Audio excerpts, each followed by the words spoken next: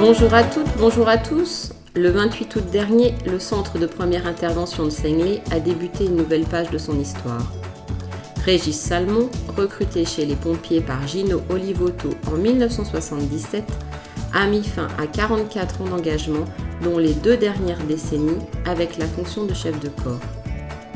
Benoît Tison, recruté en 2004 par le même Régis Salmon, lui succède désormais.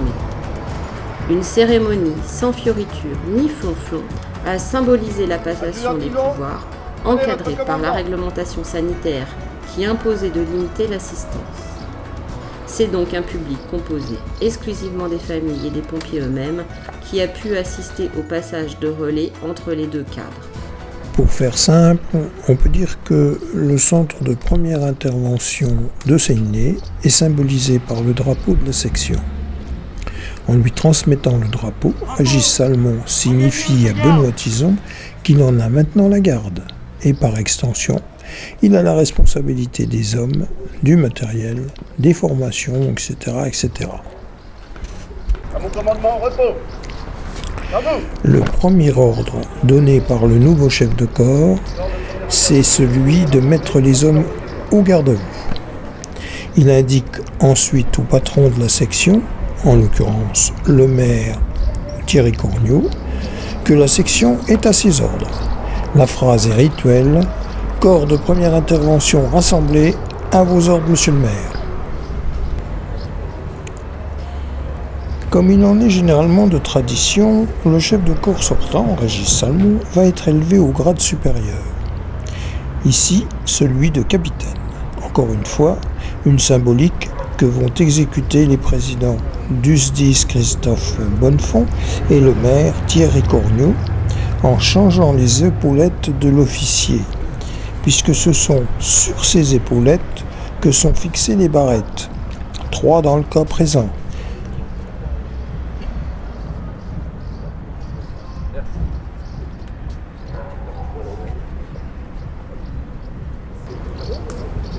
Pour Benoît Tison, qui pointe au rang de sous-officier avec le niveau d'adjudant, il va recevoir le galon d'adjudant-chef. C'est le grade le plus élevé des sous-officiers. Le sapeur Gaspard Chenu, dernière recrue de Régis Salmon, va recevoir le galon rouge de première classe. Ici, ce n'est pas un grade, mais une distinction. Décoré, promu, regagnez les rangs.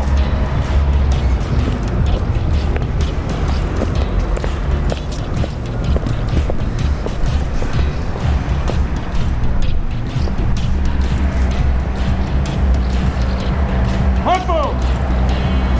Debout. Fin de cérémonie, rompez les rangs.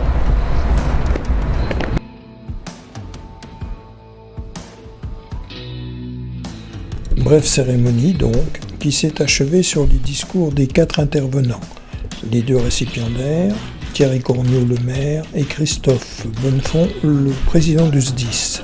Ils ont souligné ce que nous avons entendu dans l'entretien que nous ont accordé les 2 cadres quelques jours plus tard. Je vous laisse le découvrir.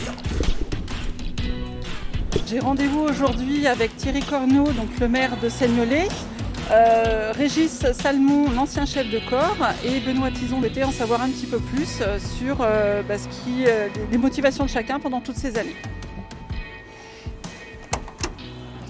Bonjour Régis. Bonjour. Alors, dis-moi tout. Après 44 ans de commandement et une retraite depuis le 1er mai, est-ce que tu peux me dire un peu quel a été ton parcours ? Commencé, il y a eu le chef de corps à l'époque, monsieur Gino Olivotto, qui a ouvert la première section JSP, à l'époque ça s'appelait cadet sapeurs-pompiers. Seignelay était la première section de Lyon de cadet sapeurs-pompiers. Cette section s'est créée je crois que c'est le 2e semestre 1971.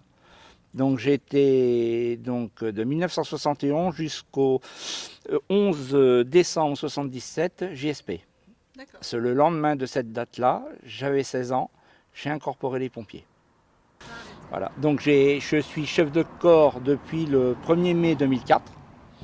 Et voilà pourquoi j'ai pris cette date-là pour arrêter. Je me suis arrêté le 1er mai de cette année 2021. C'était symbolique. Oui, Voilà, de toute façon, il était pour moi pas question de faire pompier après 60 ans. Il faut savoir s'arrêter, il faut savoir se mettre une limite. À 60 ans, c'est bon. Okay. Voilà. Puis parce que ça prend quand même beaucoup de temps, surtout chef de corps. Okay. Alors, peux-tu me dire quelles évolutions tu as pu constater au cours de toutes ces années d'expérience? L'évolution, c'est surtout déjà au niveau du matériel et aussi de la formation. Voilà, le matériel, c'est sûr, il a fallu évoluer. Hein. Moi, j'ai commencé quand même... j'ai connu tous les véhicules à moteur. Voilà.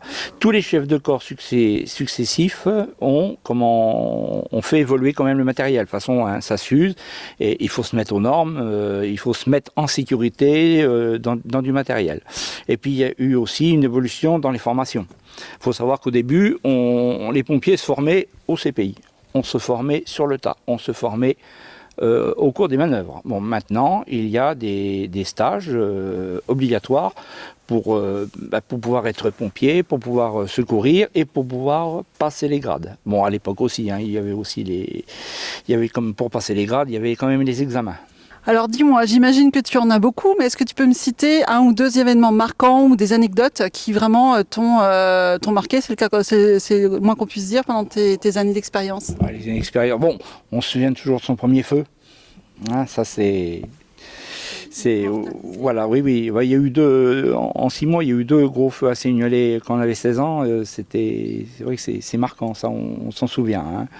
Mais bon, après, je veux dire, au fur et à mesure qu'on fait des feux, bon, alors on prend d'expérience, bon, on sait comment faire. Bon, ensuite, depuis la convention, après, on a commencé à sortir sur les accidents. Et là, les premiers accidents, bon, c'était un petit peu compliqué, mais c'est pareil. Malheureusement, je vais dire, avec l'expérience, on sait comment réagir, on sait comment faire. Et alors, du coup, effectivement, quand on part en intervention, à quoi on pense ? Tout dépend du type d'intervention. Parce qu'on a le secours à personne, on a l'incendie, on a l'accident, c'est 3 choses différentes. Hein. De toute façon, déjà, bon, le chef de corps, première chose, c'est la sécurité. La sécurité du personnel et la sécurité de la zone de travail. Donc c'est vrai que ça cogite en allant sur le lieu d'intervention. À partir du moment où on monte dans le camion, bon, généralement le personnel a sa fonction, donc lui sait ce qu'il doit faire. Par contre, ensuite, le chef de corps, il doit penser, ça arrive, si on trouve ceci, qu'est-ce que je fais? Ça cogite. Du coup, j'allais te poser la question, effectivement, qu'est-ce qu'on ressent, quand on part en intervention, à quoi on pense? Ça dépend du type d'intervention. Hein. Voilà, on sait sur quoi on part, hein, si c'est ou un enfant, ou...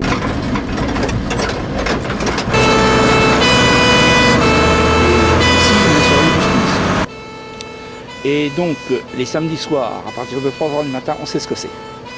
Et une fois, donc, on nous appelle route d'Auxerre, un véhicule avec 5 jeunes dedans. Voilà, on sait tout ce qu'on savait. On ne savait pas ce qu'on allait trouver. Et en montant la route d'Auxerre, avec tous les pompiers, on savait sur quoi on partait. Il y avait un silence assourdissant à l'intérieur du camion. On était concentrés car on ne savait pas sur quoi on allait tomber en arrivant. Ça marque. Et alors maintenant, quels sont tes projets de retraite ? Alors mes projets de retraite, de toute façon, je ne vais pas quitter l'univers des pompiers comme ça. Hein, donc je vais intégrer le corps de soutien départemental. Voilà, donc qui aide lors de certaines manifestations, mais c'est plutôt au niveau de l'union départementale. Mais bon, on reste quand même entre pompiers. Et puis peut-être aussi aider Alain Roth, qui est le président donc, de la sauvegarde et de la mémoire des pompiers dans Lyon. Ok. Eh ben, bonne retraite. Merci. Alors, bonjour Benoît. Tu es maintenant le nouvel adjudant-chef donc, du CPI de Seignelay. Est-ce que tu peux m'en dire un peu plus sur ton parcours de pompier ? Donc je suis rentré aux pompiers il y a 17 ans. J'étais SST, sauveteur secouriste du travail dans mon entreprise et je trouvais que c'était un petit peu calme. Et j'ai croisé une amie qui m'a dit « Viens chez nous, Ça bouge un petit peu plus, tu verras, c'est sympa, c'est le dimanche, une fois par mois, ça prend pas beaucoup de temps. Et quand on est piqué... Alors mes nouvelles fonctions, elles sont arrivées presque naturellement, puisque j'étais adjoint au chef de corps depuis quelques années. Et quand Régis a préparé son départ en retraite, il m'a posé la question, savoir si je voulais reprendre. Donc évidemment que j'ai repris, il était hors de question que le CPI s'arrête là.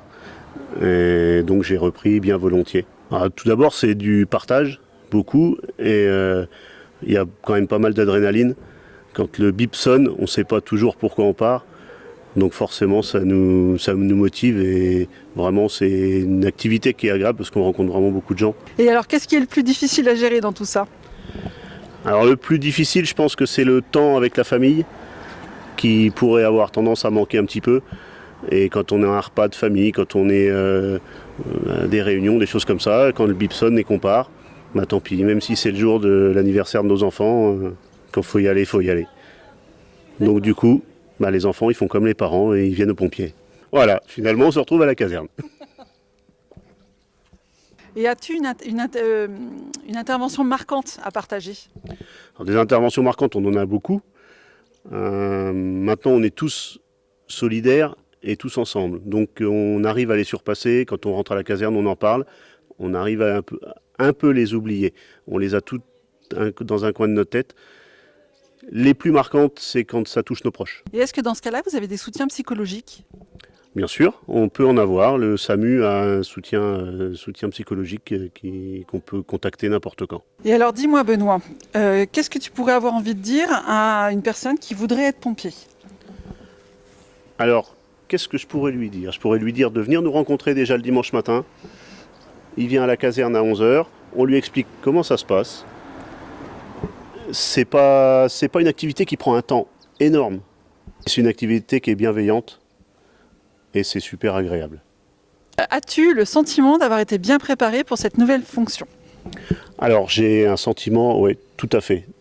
Vraiment j'ai tout eu. Alors, les tableaux informatiques et tout ça, pour amener tout l'administratif, ce qui est le plus compliqué à gérer en tant que chef de corps. Il m'a vraiment tout donné et des fois je lui passe un petit coup de téléphone et il rapplique, il vient m'aider et c'est vraiment très très agréable. Je pense que j'aurais pas pu prendre ce poste sans son soutien. Il m'a toujours fait confiance quand je voulais aller en formation pour changer de grade et des choses comme ça. J'ai toujours eu sa confiance et ça continue. D'accord. Et donc du coup, toi Régis, aujourd'hui j'imagine que tu es très content du parcours de Benoît. Ah, tout à fait. Tout à fait, il a un digne successeur, j'y arrivé, et il est déjà en tant qu'adjoint et tout ça, et il a suivi toutes les formations, il est en double affectation, donc c'est normal qu'il mérite cette place. Et alors, éventuellement, une anecdote commune à tous les deux qui vous a bien fait sourire, éventuellement, est-ce que vous auriez ça en stock? Alors, c'était un vendredi 13. Voilà. Ah, déjà, ça commence mal. Oui, c'était un vendredi 13. Le SDIS m'appelle le téléphone. Il me dit, mais alors, qu'est-ce que tu fais? Tu décales pas? On t'a bipé? Je dis, ben non, ça n'a pas bipé. Et je lui demande, qu'est-ce que c'est comme intervention? Et il me répond, c'est une chèvre sur un toit. Alors, à vendredi 13, quelqu'un qui téléphone comme ça, on se demande si c'est une blague ou pas. Hein. Donc, et le dialogue avec le gars était assez drôle, ça un peu comme le Spoons. Je lui répondais une chèvre sur un toit, il me répondait une chèvre sur un toit. Voilà. Et donc, on avait 2 moyens d'alerte. Je déclenche le 2e moyen d'alerte et Sandrine arrive, elle me dit c'est pour la chèvre. Bon, ok, c'est pas une blague. Et à savoir que 10 ans après, donc c'était un vendredi 13 2007. 10 ans après, en 2017, à la Toussaint. Donc la personne qui avait appelé pour signaler cette chèvre sur un toit, en face chez elle, avait un sanglier sur son toit. Ah oui? Oui, parce qu'il y a la muraille, la maison sur la muraille, le sanglier est tombé. Il pensait que c'était son chat qu'il avait perdu, c'était un sanglier. C'est un sanglier. Voilà. Alors, monsieur le maire, bonjour. Bonjour. La cérémonie du 28 est passée. Benoît a pris officiellement ses fonctions d'adjudant-chef. Que pensez-vous de ce pouvoir qui a changé? Alors bon, c'est un changement sans être un vrai changement, parce que Benoît est déjà là depuis longtemps. Donc ça s'est fait le mieux possible, puisque la chance qu'on a, c'est que Régis avait déjà commencé à préparer son changement. Il y avait réfléchi, donc ça c'est déjà un gros avantage. C'est aussi une preuve de sagesse, parce qu'on se dit que les successions doivent se préparer pour qu'elles se passent bien, donc c'est ce qui s'est fait. Donc voilà, donc j'ai aucune crainte sur la continuité de ce qui va être fait et la qualité du service de notre CPI entre le changement entre Régis et Benoît. Alors, et le fait que donc Benoît soit de votre famille, est-ce que ça va avoir une influence sur vos décisions quelconques ? Non, je pense pas. En plus, j'ai entre guillemets plus de vie commune avec Régis qu'avec Benoît, puisque Régis, j'ai été cadet de sapeur-pompier avec lui, on se connaît depuis l'école primaire. Et puis bon, Benoît étant de ma famille, je sais faire la part des choses, et entre la famille et la fonction d'élu et lui de nouveau patron du CPI, il n'y a aucun souci là-dessus. Ce qui est communal et CPI reste communal et CPI, ce qui est familial est complètement à part. Et ça, c'est valable pour l'ensemble de mes fonctions. Voilà. Benoît, c'est un travailleur, c'est quelqu'un qui est travailleur, qui est très consciencieux. Voilà. Et comme Régis, c'était aussi quelqu'un de très organisé, très attaché. Ils sont tous les deux très attachés à la commune. Ça, c'est hyper important. Je crois qu'on ne peut pas faire patron d'un CPI si on n'est pas attaché à notre commune. Et alors, pouvez-vous nous rappeler combien coûte un CPI pour une petite commune comme Seignelay ? Alors, pour notre CPI, en moyenne, alors j'ai pas les chiffres exacts en tête, mais j'ai un ordre d'idée, c'est autour de 30 000 € par an. Voilà, donc c'est quand même un investissement important pour une commune comme Seignelay. Après, vous savez, quand il faut sauver des maisons, des personnes et tout, ça n'a pas de prix. En tout cas, merci à vous deux pour tout ça. Merci. Au cours du congrès départemental des sapeurs-pompiers de Lyon, qui a en Sile-Franck en octobre 2021, j'ai eu le plaisir de recevoir la médaille nationale des sapeurs-pompiers échelon or pour service rendu pendant mon activité. Ouais. Elle m'a été remise par le président de l'union départementale, le directeur départemental des sapeurs-pompiers de Lyon et le président du service départemental d'incendie et de secours de Lyon.